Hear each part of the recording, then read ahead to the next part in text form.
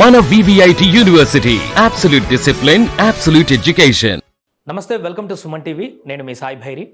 రాజస్థాన్లో జరిగినటువంటి ఒక ఘటన ఇప్పుడు దేశవ్యాప్తంగా అందరినీ కుదిపేస్తుంది. 13 ఏళ్ల బాలికను ఒక ఓటల్ నుంచి ఇంకొక ఓటల్కి మారుస్తూ 30 మంది కామాంధులు రాక్షసులు ఒక ఆకృత్యానికి తెగబడినటువంటి దారుణ ఘటన సభ్య సమాజాన్ని ఇప్పుడు మళ్ళీ ప్రశ్నిస్తోంది. అసలు ఎలా జరిగింది ఈ ఘటన, వారికి ఎలాంటి శిక్ష పడేటువంటి అవకాశం ఉంది, ఈ దారుణమైనటువంటి ఘటనకు సంబంధించిన పూర్తి వివరాలు మనం తెలుసుకునేటువంటి ప్రయత్నం చేద్దాం. మనతో పాటు హైకోర్టు అడ్వకేట్ ప్రసన్న గారు, పొలిటికల్ అనలిస్ట్ జాయిన్ అవుతున్నారు. వారితో మాట్లాడదాం. మేడం నమస్తే. మేడం నమస్తేనండి. మేడం, దేశంలో ఎక్కడో ఒక దగ్గర ఇలాంటి ఘటనలు నిత్యం చూస్తూనే ఉన్నాం. మరొక దారుణమైన ఘటన, 13 ఏళ్ల బాలిక ఒక ఆటోలో తీసుకువెళ్ళి ఒక వ్యక్తి ఒక హోటల్లో అమ్మేసి ఆ హోటల్ వ్యక్తి ఇంకొక 5-6 హోటల్కు మార్పిస్తూ 30-35 మందికి పైగా వ్యక్తుల అమ్మాయి మీద మానసిక హింసకు తెగబడి, ఆకృత్యానికి తెగబడి ఈరోజు చావు బతుకుల్లో హాస్పిటల్ ఉంది ఆ పాప. ఇలాంటి దుర్మార్గులను ఏం చేయాలంటారు? సరే, ఇందాక మీరు అన్నారు ఎక్కడో ఒకటి అవుతుంది అంటున్నారు. ఫ్రీక్వెంట్ గా నెంబర్ ఆఫ్ కేసెస్ ఇంక్రీజ్ అవుతున్నాయి కానీ డిక్రీజ్ కావట్లేదు. మోర్ ఓవర్ ఏంటంటే ఎంత కఠినమైన చట్టాలు వచ్చినా కానీ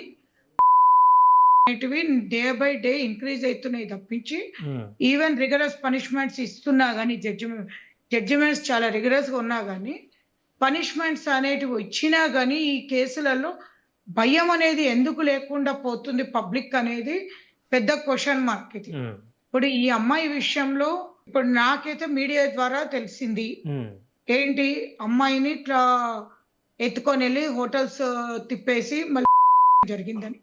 అలా నాలాగా ఉన్న వాళ్ళందరికీ తెలిసింది. కానీ సంఘటన ఏం జరిగింది అనేది మనందరికీ ప్రాక్టికల్ గా, అంటే అక్కడ ఏం జరిగింది ఎగ్జాక్ట్లీ అనేది మనకి 90% తెలియదు. 10% ఇలా జరిగింది అని అనుకుంటున్నాం. అక్కడ సంఘటనలకు వస్తే ఒక ఆటో రిక్షాలో అమ్మాయి వెళ్ళింది, ఒక అన్నోన్ పర్సనా నోన్ పర్సనా అది ఇంకా మనకి తెలియలేదు. నోన్ పర్సన్ అన్నప్పుడు కొన్ని విషయాలలో ఏంటంటే ఎందుకు పేరెంటల్ని నేను తిట్టలేను, అమ్మాయిల్ని కూడా అనలేకపోతున్నాను. ఏంటంటే ఎందుకు ఇంత కేర్లెస్గా ఉంటున్నారు? ఫ్రాంక్ గా చెప్పాల్సింది ఏంటంటే డే టైం కానివ్వండి, నైట్ టైం కానివ్వండి, ఏదైనా టైం కానివ్వండి. ఇప్పుడు 60 ఏళ్ల ముసలామని కూడా మన దగ్గర అంటే మనకి ప్రొటెక్షన్ అనేది 110% లేదనేది మనకు క్లారిటీగా అనిపిస్తుంది. కనిపించినాక ఏ రోజుకి ఆ రోజు మనం బయటికి వెళ్తున్నాము, ఇంట్లో ఉన్నాం, మన తెలిసిన బ్రదర్సే కానివ్వండి, ఫాదరే కానివ్వండి, చుట్టాలే కానివ్వండి, ఎవరే కానివ్వండి, లైక్ డ్రైవర్లే కానివ్వండి, తెలిసిన వాళ్ళు కూడా అగత్యాలు చేస్తూనే ఉన్నారు. కాబట్టి ఎప్పటికప్పుడు మన ప్రొటెక్షన్ అనేది, అవేర్నెస్ అనేది ఈవెన్ అమ్మాయిలలో లేదు. వాళ్ళ పేరెంట్స్ చెప్పలేకపోతున్నారా, చెప్తున్నారా, చెప్తే వినట్లేదా? మళ్ళీ ఈ అమ్మాయి ఆ ఆటో రిక్షా ఎక్కింది అంటే ఇంకా రెగ్యులర్ గా పోయే ప్రాసెస్ లో ఎక్కిందా, లేకపోతే అప్పటికప్పుడు మాట్లాడుకొని చార్జెస్ కింద మాట్లాడుకొని వెళ్ళిందా తెలియదు మనకి ఫ్యాక్ట్. కానీ ఒక్కటి, ఈ మొత్తం సిచ్యువేషన్ చూస్తుంటే ఇంతకన్నా బాధాకరమైన విషయం నాకు తెలిసి మనం ఇప్పటివరకు ఎక్కడ చూడలేదు. అంటే మేడం ఒకటి మాత్రం క్లియర్ మేడం, ఇక్కడ ఒకటి ఏంటంటే మనం చాలా ఘటనల్లో ఎక్కడైనా అంటే అమ్మాయిని ఎవరైనా తీసుకువెళ్ళినప్పుడు నిర్మానుష్య ప్రదేశంలో ఎవరికి తెలియకుండా అలాంటి ప్రాంతాల్లో చేస్తుంటారు. కానీ ఇక్కడ పబ్లిక్ ప్లేస్లో, హోటల్స్లో నిత్యం అక్కడ ప్రజలందరూ కూడా తిరుగుతున్నటువంటి ప్రాంతంలో, అది కూడా 5 హోటళ్ళను మారుస్తూ, అంటే ఇంత వ్యవస్థలు ఉండి 5 హోటళ్ళు మారుస్తూ ఇంత ఆకృత్యాలు ఎంతమంది పాల్పడుతున్నా కూడా అక్కడ వ్యవస్థలు పసిగట్టలేదా? లేకుంటే అక్కడ ఏదైనా ఇంకేమైనా కుట్రకోణం దాగుందని అనుకోవచ్చా? Definitely sir. ఇప్పుడు నెక్స్ట్ నేను అదే చెప్తాం అనుకునే ఏంటంటే, సబ్జెక్ట్ ప్రతి ఒక్కరు చెప్తారు, ఈ అమ్మాయికి జరిగింది అన్యాయం అంటాము, ఇవాళ ఒక్కరోజు మేము చెప్తాము, దాని తర్వాత వెళ్ళిపోవడం కాదు.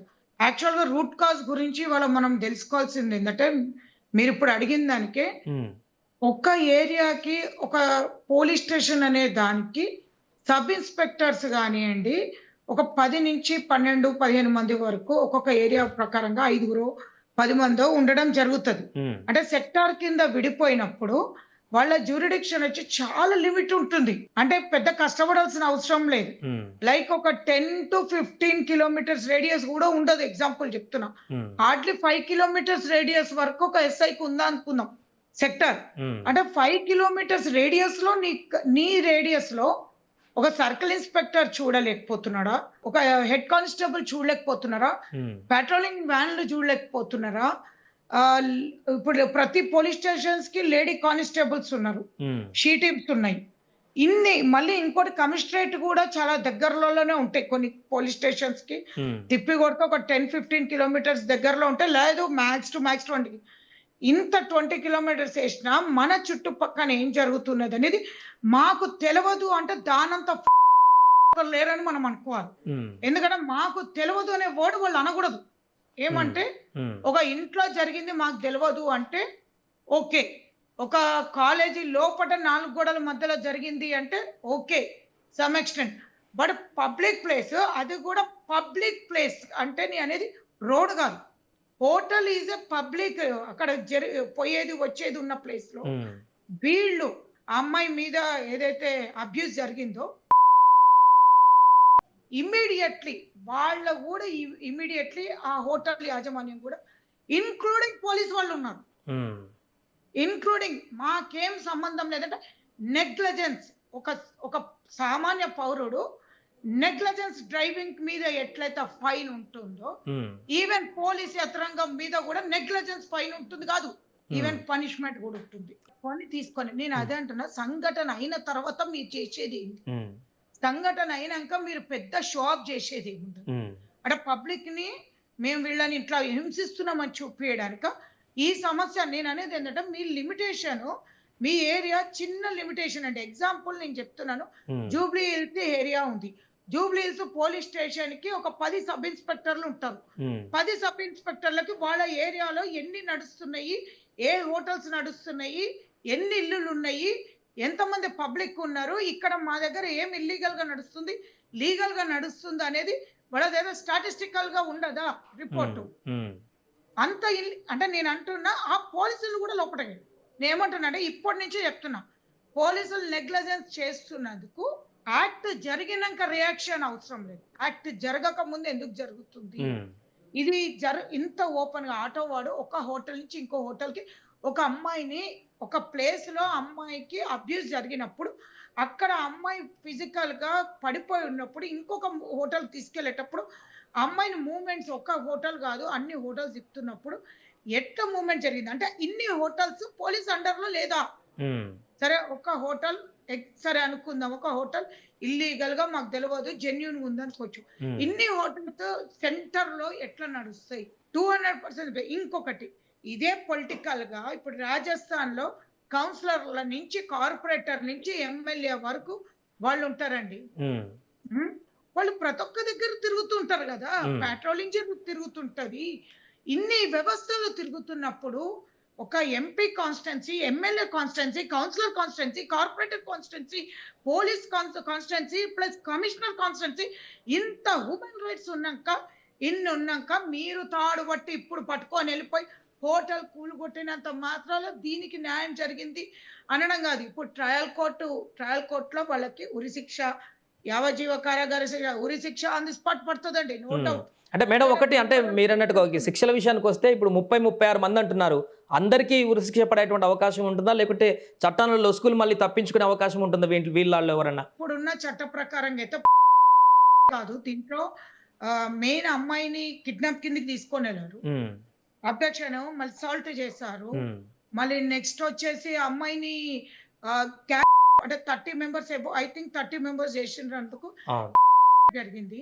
దీంట్లో అందరిని ఇంకా కొంతమంది అబ్స్కాండ్ లో ఉన్నట్టున్నారు నాకు తెలిసి. వీళ్ళందరూ వీళ్ళకి బెయిల్ అనేది రాదండి, ఎట్టి పరిస్థితుల్లో బెయిల్ అనేది రాదు. దాంట్లో ఎట్లాంటి డౌట్ లేదు మీకు. బెయిల్ అనేది ఈవెన్ కాన్స్టిట్యూషనల్ రైట్ అయినా బెయిల్ రాదు వీళ్ళకి దీంట్లో, because it is a public case. Student sections లో దీంట్లో ఒక్కటి జరగలేదు. ఇప్పుడు అమ్మాయికి ఫోరెన్సిక్ రిపోర్ట్ రావాల్సింది ఉంది, మెడికల్ ఎగ్జామినేషన్ ఉంది. అమ్మాయిని వీళ్ళు ఎక్కడెక్కడైతే రాంగ్ఫుల్ గా అమ్మాయిని కన్ఫర్న్మెంట్ చేశారో అంటే ఫోర్సబుల్. ఇంకోటి అమ్మాయికి ఆల్కహాల్ కూడా కన్జ్యూమ్ చేయించు, ఆల్కహాల్. ప్రతి దానికి ఒక్కొక్క సెక్షన్ తో పాటు ఎట్టి పరిస్థితిలో బెయిల్ అనేది రాదు. వచ్చింది అనేది మాత్రం మీరు ఎక్కడి నుంచి కూడా చూడకండి, కాన్స్టిట్యూషనల్ రైట్ అంటారు బెయిల్ అనేది. కానీ ఈ కేసు కి సంబంధించి పబ్లిక్ గా 100% ఉంది కాబట్టి ఇంకోటి ఇది ఫాస్ట్ ట్రాక్ కోర్టులో అవుతుంది, తొందరగా ట్రయల్ అవుతుంది, దాంట్లో ఎట్లాంటి డౌట్ లేదు మనకి. ఎందుకంటే ఇప్పుడున్న దాంట్లో ఏంటంటే మనకి జడ్జెస్ ఈ కేసులు చాలా సీరియస్ గా తీసుకుంటున్నారు, సింపుల్ గా తీసుకోవట్లేదు. More than 20 years punishment with in 2-3 months లోపల కూడా ట్రయల్ నడిపించేస్తున్నారు. పెద్దగా దీని గురించి ఎక్కువ ఇది లేదు. అమ్మాయి వాగ్మూలం తీసుకుంటున్నారు. అమ్మాయి మెడికల్ ఎగ్జామినేషన్ 161 స్టేట్మెంట్స్ తీసుకొని ట్రయల్ స్పీడ్ గానే చేస్తున్నారు. ఎక్కడి నుంచి కూడా ఎగ్జామ్షన్ లేదు. ఎవరిని కూడా లుసుగులు లేదా ఏదైనా లూప్ హోల్స్ ఉన్నాయా చట్టంలో అనేది కూడా ఎట్లా లేదు. ప్రతి ఒక్కరి దగ్గర నుంచి వాళ్ళ ఒక మెడికల్ శాంపిల్స్ తీసుకొని టెస్ట్ చేస్తారు. కానీ నేను చెప్పేది ఏంటంటే దీంట్లో ఎవరైతే అంటే కాన్స్పిరసీ అంటే కుట్ర పన్నిండ్రు అంటే ఇప్పుడు ఇది కుట్రతోటి చేసినట్టే కనిపిస్తుంది. అమ్మాయిని ఒక నిఘా చేసిండ్రా లేకపోతే యాక్సిడెంటల్ గా చేసిండ్రా, ఒకవేళ యాక్సిడెంటల్ గా చేసినా ఇంకొక హోటల్స్ కి తిప్పుతున్నారు అంటే ఆల్రెడీ వీళ్ళ ప్లానింగ్ లో ఉన్నట్టే కదా. అవును, దాని వెనక ఏదో పెద్ద నెట్వర్క్ కూడా ఉంది అని చర్చ నడుస్తుంది మేడం ఇప్పుడు వాళ్ళ వెనకంతా. కూడా ఉంది దీంట్లో. ఇంకోటి చూడండి, అంటే ఇది ఒక ముఠా అనేది ఆల్రెడీ అక్కడ ప్రివల్ అవుతుంది. నేను ఈ కేసు విషయంలో బాధపడుతుంది ఏంటంటే ఆ అమ్మాయికి జరిగిన అన్యాయం మనం చూస్తున్నాం. ఇది కాకుండా వీళ్ళు ఇది నాకు తెలిసి this is not only one case అనుకుంటున్నా. బికాస్ ఇంత పెద్ద సమస్య నడుస్తున్నప్పుడు 100% చెప్తున్నాను, ఇక్కడ ఆల్రెడీ సమ్ ఉమెన్ ట్రాఫికింగ్ జరుగుతుంది. లేకపోతే వీళ్ళందరూ ఇంత కమ్యూనికేషన్ ఎక్కడి నుంచి వస్తారు 30 minutes కి? ఇంత ఈజీ హోటల్ కి తిప్పచ్చు అని ఎట్లా కమ్యూనికేషన్ వస్తుంది? ఈ హోటల్ నుంచి ఇంకొక హోటల్ కి ఎట్లా వెళ్తుంది మీరు ఆలోచించండి. దీంట్లో అంటే వితౌట్ పోలీస్ వ్యవస్థకి వితౌట్ పొలిటికల్ ఇన్ఫ్లుయెన్స్ లేని మాకు తెలియదు అంటే మాత్రం పోలీసులకి, రాజస్థాన్ పోలీస్ వాళ్ళకి మాత్రం చెప్తున్నాను, నాట్ ఓన్లీ రాజస్థాన్ పోలీసులో ప్రతి పోలీస్ కి చెప్తున్నాను, మీకు ఎక్కడ నుంచి కూడా నెగ్లజెన్స్ అనేది పబ్లిక్ మీద మీరు ఎందుకు కేసులు పెడుతున్నారు? మీ మీద కాదా? It is completely your duty. After all మీకున్న సెక్టర్ ఎంత అని చెప్పి, మీ సెక్టర్ ఎంత అని చెప్పేసి మీకు తిప్పి కొడితే మీ సెక్టర్ ఎంత ఉంటుందని మీరు చూసుకోలేకపోతున్నారు. అంత షార్ట్ మీ జ్యూరిడిక్షన్ చూసుకున్నప్పుడు ఒక ఎమ్మెల్యేకో ఒక ఎంపీకో మీరు పోయి ప్రొటెక్షన్ ఇస్తున్నంత వరకు మీకు ఒక ప్లేస్ ని మీరు ప్రొటెక్ట్ చేయలేకపోతున్నారా? Right madam. అంటే అంత నేను ఇవాళ చెప్తున్నాండి, ఈ రోజు మనము అంటే as a normal civil people, civil sense నేను చెప్తున్నా, సివిల్ పీపుల్ కి మనము పోలీస్ ఒక్కరే తీసుకోవాలి లా అనేది ఒకటి పెట్టుకొని ఉన్నాం. యాజ్ అన్ అడ్వకేట్ చెప్తున్నాను, ఒక పోలీస్ తప్పు చేస్తా కూడా మనకి హక్కు ఉంది కేసు పెట్టడానికి. నెగ్లిజెన్స్ మీద ఇదే రాజస్థాన్ పీపుల్ వాళ్ళ మీద కేసు పెట్టచ్చు. ఎన్ని కేసులు బయటికి రాలేదు. ఇప్పుడు మీరు ఇంకా అక్కడ ఇప్పటికిప్పుడు హోటల్ ఇరగొట్టారు. దీని మీద నాకు ఎన్నో సస్పెక్ట్ వస్తుంది. ఎందుకు ఇరగొట్టాల్సి వచ్చింది రాత్రికి? ఎందుకు ఇన్వెస్టిగేషన్ చేయలే హోటల్స్ లో? ప్రాపర్ ఇన్వెస్టిగేషన్ హోటల్ లోపలికి పోయి ఎన్ని ఐడి కార్డ్స్ ఉన్నాయి, వీళ్ళు ఆధార్ కార్డులు తీసుకుంటున్నారా లేదా, ఏం చేసిండ్రు, అక్కడ పోయి బెడ్ అన్ని ఎందుకు చెక్ చేయట్లేదు? దాంట్లో అసలు ఏం జరుగుతుంది? ఎవరు రికార్డ్స్ ఉంటాయి కదా హోటల్స్ లో, సీసీ ఫుటేజ్ కూడా ఉంటాయి కదా మేడం దాంట్లో, సీసీ కెమెరాలు చూడాలి. నేను అంటున్నా హోటల్స్ రాత్రి ఎందుకు మీరు మనుషుల మీద రియాక్ట్ కాండి, బిల్డింగ్ల మీద రికార్డ్ అంతా మీరు ఎందుకు ఎవిడెన్స్ డిమాలిష్ చేస్తున్నారు? ఎక్కడైతే ఎవిడెన్స్ ఎక్కడైతే క్రైమ్ జరిగింది, ఎక్కడైతే కల్ప్రిట్స్ ఉన్నారో దాన్ని ఎందుకు అబాలిష్ చేసారు? మీరు అంత ఇన్సిడెంట్ అబాలిష్ చేయాల్సిన అవసరం ఏమొచ్చింది వితౌట్ ఇన్వెస్టిగేషన్? సారీ, నేను అగ్రెసివ్ గా మాట్లాడుతున్నాను మీడియాలో. దీని మీద మీడియా కూడా మీరు అంటే మీడియా వాళ్ళకు కూడా నేను చెప్పేది ఏంటంటే, ఇవాళ ఒక టాపిక్ వచ్చింది రాగానే అక్కడ ఒకటి జరిగిందంట, అబల ఇదైపోయిందంట, ఒక మహిళకి ఇదైందంట, ఒక్క రోజు కాదు. మీకు ఇన్వెస్టిగేషన్ కి మీరు కూడా క్రైమ్ తీసినప్పుడు క్రైమ్ లో ఏ సెక్షన్స్ ఉన్నాయి, ఎందుకు ఎఫ్ఐఆర్ లేట్ అవుతుంది, 5 రోజులు అయింది అని చెప్తున్నారు. అమ్మాయి వాళ్ళ పేరెంట్స్ ఎప్పుడు కంప్లైంట్ ఇచ్చారు, వీళ్ళు ఇన్వెస్టిగేషన్ ఎప్పుడు చేశారా? అమ్మాయి చెప్పినాకనా? ఇప్పుడు ఏదో ఒక దాంట్లో నేను చూస్తున్నాను, అక్కడ ఉన్న సిఐ గారు చెప్తున్నారు ఏమనంటే ఈ వీడియో ఇక్కడది కాదు అని చెప్పేసి చెప్తున్నారు. ఇక్కడిది కాదు వీడియో, వేరే వీడియో తీసుకొచ్చి వైరల్ చేస్తున్నారు అంటున్నారు. ఆ వీడియో వైరల్ కాదా అవునా అనేది కూడా మీడియా వాళ్ళు ఒకసారి మళ్ళీ క్లారిటీగా తీసుకొని అమ్మాయి వీడియో కాదు అంటున్నారు. చూడండి, మీరు ఒక్కటండి, మీరు క్వశ్చనింగ్ పోలీసింగ్ చేయాల్సిందే మీడియా. ఎందుకు వాళ్ళ పార్ట్ అంటే నాట్ ఓన్లీ రాజస్థాన్, మన ఏమో హైదరాబాద్ లో తక్కువ తినట్లేదు. మన హైదరాబాద్ లో నెంబర్ ఆఫ్, తెలంగాణలో నెంబర్ ఆఫ్, రోజుకి ఒక్కొక్క పోలీస్ స్టేషన్ లో నెంబర్ ఆఫ్ కేసెస్ బుక్ అవుతున్నాయి. సో అది రాజస్థాన్ లో జరిగినటువంటి ఒక దారుణమైనటువంటి ఘటన. అందరినీ కలిచివేస్తుంది. అంత దారుణమైనటువంటి పరిస్థితుల్లో ఆ పాప పరిస్థితి ఊహిస్తేనే గుండెలు తరుక్కుపోతున్నాయి. ఏదేమైనా దేశవ్యాప్తంగా ఈ అంశం పైన గలమెత్తాల్సినటువంటి పరిస్థితి అయితే ఏర్పడింది. ఇలాంటి దుర్మార్గులను, ఇలాంటి రాక్షసులను ఖచ్చితంగా పబ్లిక్‌లోనే శిక్షించాల్సిన అవసరం ఉంది. ఇంకా భవిష్యత్తులో ఇలాంటి ఘటనలు జరగకుండా తీవ్రమైనటువంటి చట్టాలు లేకుంటే తీవ్రమైనటువంటి చర్యలు ప్రభుత్వాలు తీసుకునేటువంటి అవసరమైతే ఉందనేటువంటి డిమాండ్ ఇప్పుడు వినిపిస్తుంది.